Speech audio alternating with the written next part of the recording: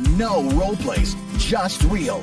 Chris and Lorenzo share 4 decades of combined experience to help you become a more effective leader. We've never really, as a workforce, spent a lot of time on making sure we're developing good leaders. We'll be able to share stories, experience, mistakes, failures, successes. This is Hacking Your Leadership. Welcome to Hacking Your Leadership. I'm Chris. And I'm Lorenzo. And Lorenzo, on tonight's episode, I want to talk a little bit about prioritization. Okay. But before we get into that, I want to talk about our latest endeavor, the fact that we just took on our very first advertiser. Yes, we did. So if you're a regular listener, you already know that 3 days ago, we hit our 500,000th download for the Hacking Your Leadership podcast. And we've always said that if we were going to take on any sponsors or advertisers, that we wanted to make sure they actually added value to our listeners. There was some overlap with our passion for leadership.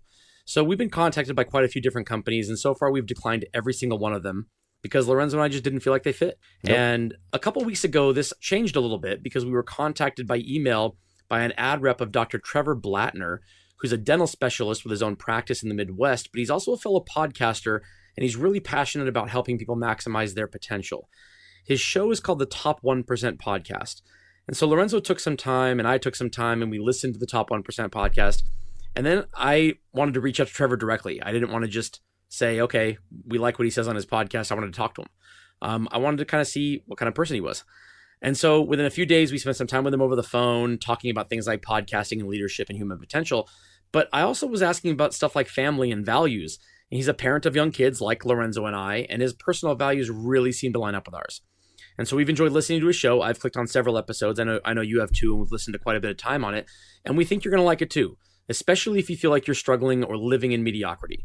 So he's been doing the Top 1% podcast since last summer. He's had some really impressive guests on the show. He's like sports psychologists and human potential experts, best-selling authors, executive leadership from companies that you'd recognize no matter where you lived in the world.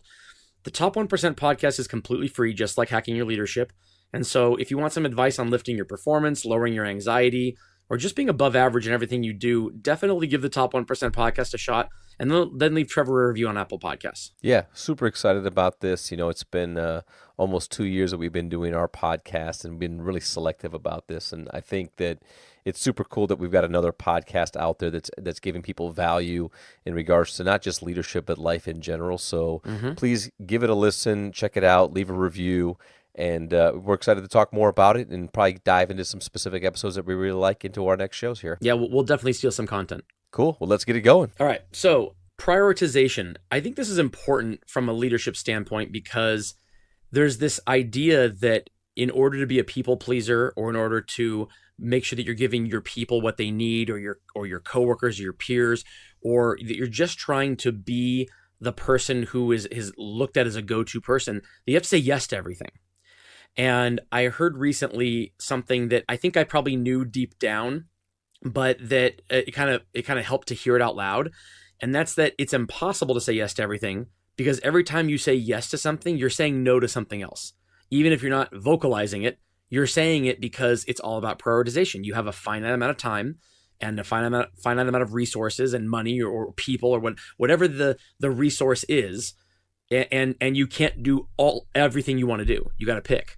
And so what I want to know is, do you find yourself having to prioritize things in your leadership life? And is it hard sometimes to have to say no to somebody when you don't really want to? Absolutely. I think prioritization, is really key to a lot of things from a leadership standpoint. I know we've talked about it before where it's kind of do the job that only you can do, which is really just kind of code for like, know what you're actually responsible for, know what are the things that as a leader, you are directly, accountable to, and you're the one who has to make the decision or has to be involved.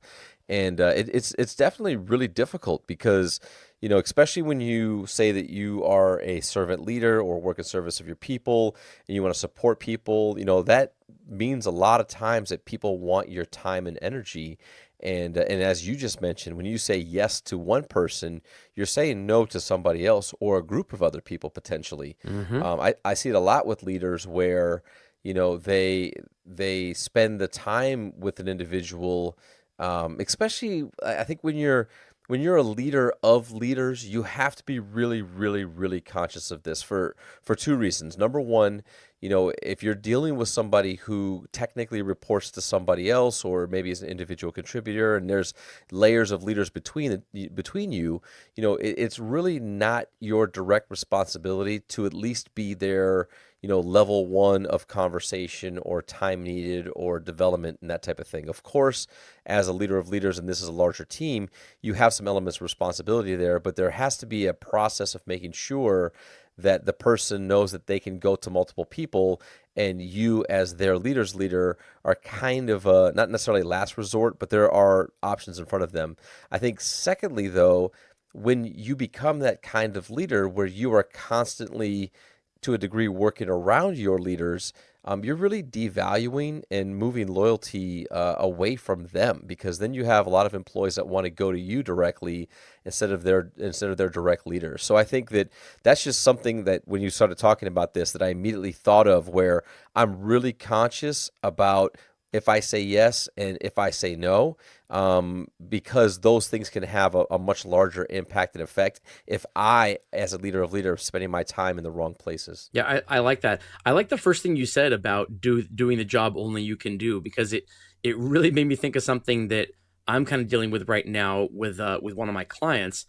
There are a couple of people at one of the clients that work for me that seem to be constantly applying for any open job.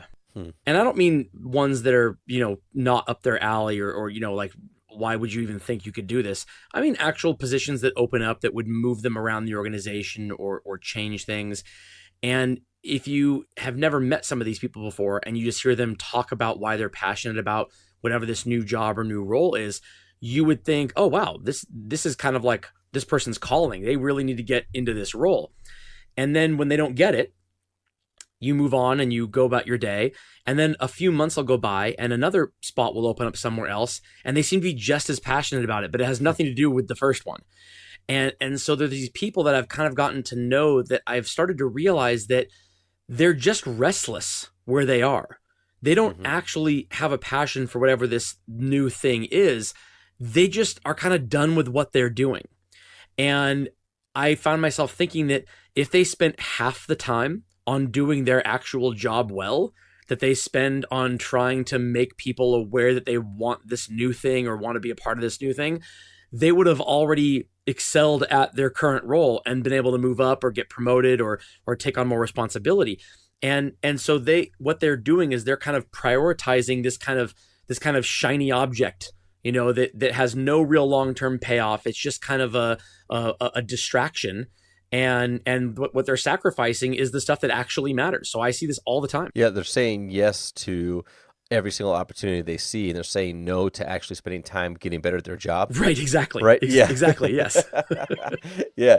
It's so true. And I like the idea where it like, I don't think, like, I wasn't thinking about it that way until you kind of brought it up in this episode of like, no, in fact, that every time you say yes, you are also saying no. Yeah. Like every single time. And I think, as a leader, I think another place where it can get tempting and where it's a difficult decision is, things like meetings and get-togethers, and when you have teams that are coming together and they would like you to be at the meeting and you would also like to be at the meeting to kind of stay close to what's going on.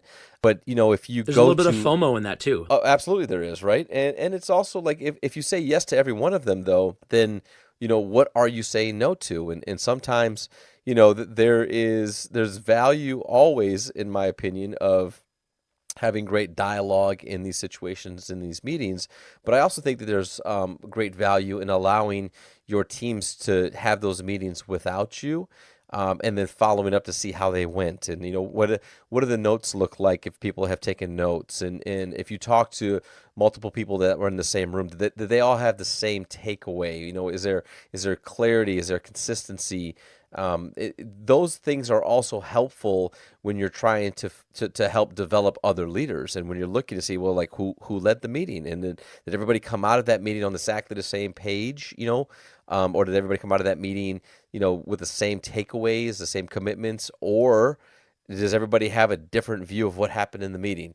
And that can be an opportunity for you as a leader to then spend the time with other leaders to help them sharpen those skills or provide them with that kind of feedback. So I think it's I find myself saying yes to the ones where I feel like there's an opportunity for something like vision, or I feel Yes. like maybe the team is not yet in a space where they're going to have a lot of productive time together. They kind of need that kickoff of, why don't you go ahead and do this, or let's have this dialogue before you get going.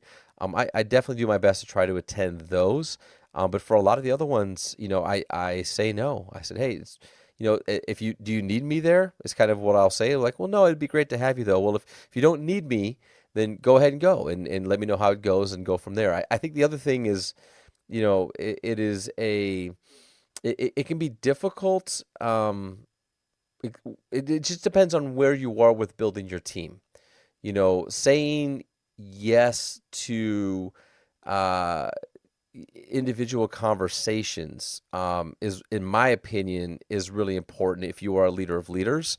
But it has to be with those leaders. You should be saying yes to 90% of the time with those people that report directly to you that then have influence over others. If you're saying yes too much to people that are reporting to those people or are not involved in that kind of direct organization, it's kind of like you're investing in a lot of spaces where you don't have as much influence on the potential result or the alignment of the team as you can if you make the right decision. And it's out of scope too. I mean, at the end of the day, if you keep allowing yourself to be the workaround that allows an employee and a leader that report to you to not have the kind of relationship with each other they need because you're the crutch, it's never going to solve itself. Whatever the issue is that is leading that employee to feel like they can't go directly to their direct leader first, hopefully they can articulate that to you.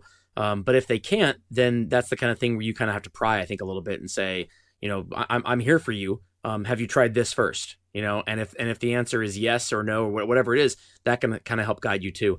The thing that I like you brought up is when you're talking about vision and when you decide to be a part of things. And I like that a lot because I think a good litmus test for a lot of this is whether or not that thing aligns with the mission, vision, and values of your organization or of your personal mission, vision, and values.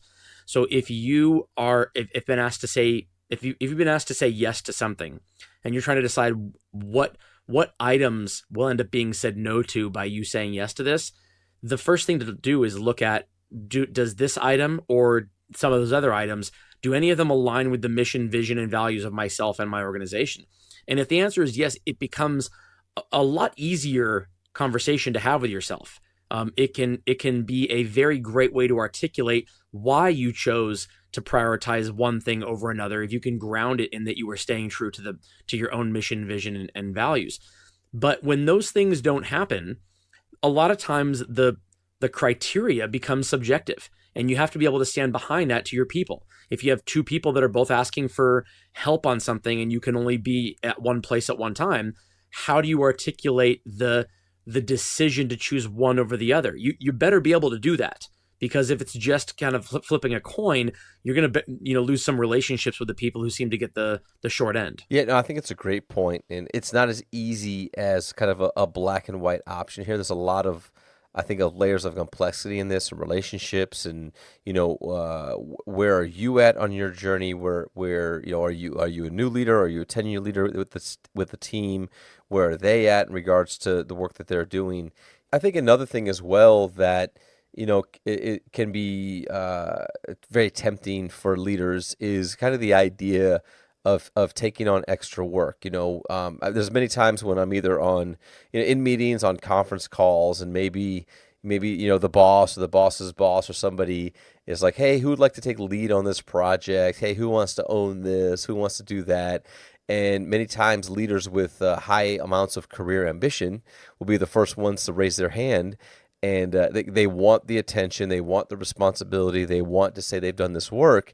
And when they say yes to those things, similar to the person that applies for all the jobs that are open, then you are also saying no to spending the quality time maybe within your own business and within your own team. And so it's being really tactical and smart around which one of those responsibilities you want to sign up for and take on.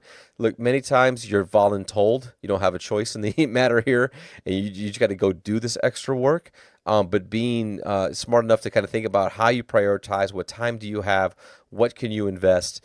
Those things are something that you really want to think about when making these decisions, because what you can find yourself doing is getting caught up in overworked and overstressed with all of this extra work, while your team, your results, what you're responsible for is not at the level that it should be. And then you find yourself in a really big problem because your actual job is not doing what it's supposed to be doing, and that's probably going to pull down on the extra credit job that you're trying to get done as well. Yeah, I think that's so true. I think another thing that you have to think about too is your personal life.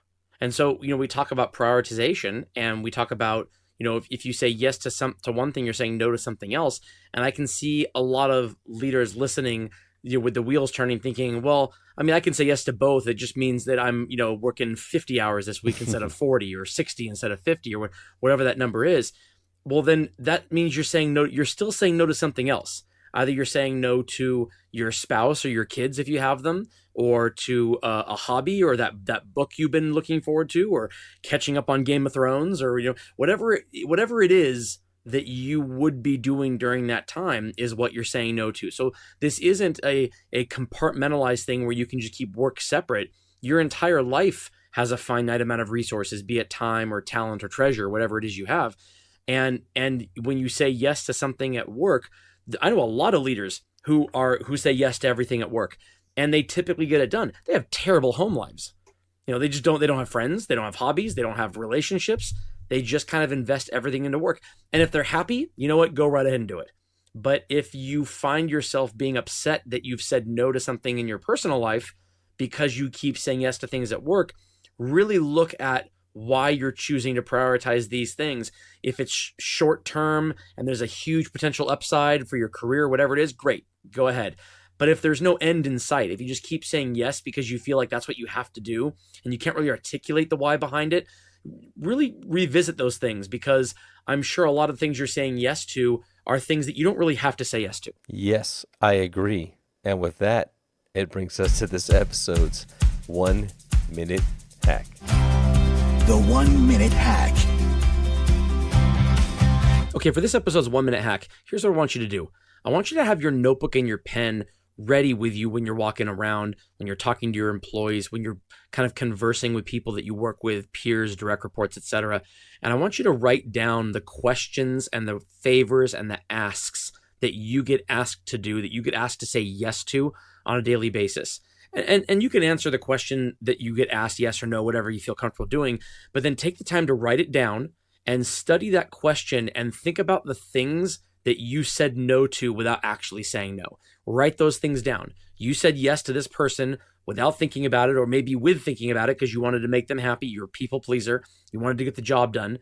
Think about and write down what you said no to. Did you say no to another employee that you were supposed to help out? Did you say no to being able to go home at 6 o'clock that night instead of at 8 o'clock that night? What did you actually say no to? Get in the habit of doing this every time you say yes, and you will train your brain to start having these conversations in an instant when you get asked the questions. The ideal is that when somebody comes and approaches you, you know what you're saying no to right away when they ask you to say yes to something. You'll find yourself being able to prioritize much, much better and getting done the work that actually matters. Yeah, I think it's a great 1 minute hack, and it seems, tedious, and well, who has time for that, right? But I think that the idea here is to really understand, self-reflect, and realize, what types of decisions are you making on a day-to-day basis, an hourly basis, that can be leading to a lack of productivity and or the fact that you might be missing things or dropping the ball and stuff like that. It's a great practice to be a lot more self-aware about exactly how and where you spend your time and what are the things that pull you away from what you should be doing. Yeah, if you're listening to this and if you find yourself being spread thin and you find yourself feeling like you're saying yes to everything, you're doing your best, but you're just juggling too many balls here, then this is for you. And it's really worth the investment to do this. Yep. And with that, it brings us to the end of this episode. This is Hacking Your Leadership. I'm Lorenzo. And I'm Chris. And we'll talk to you all next time.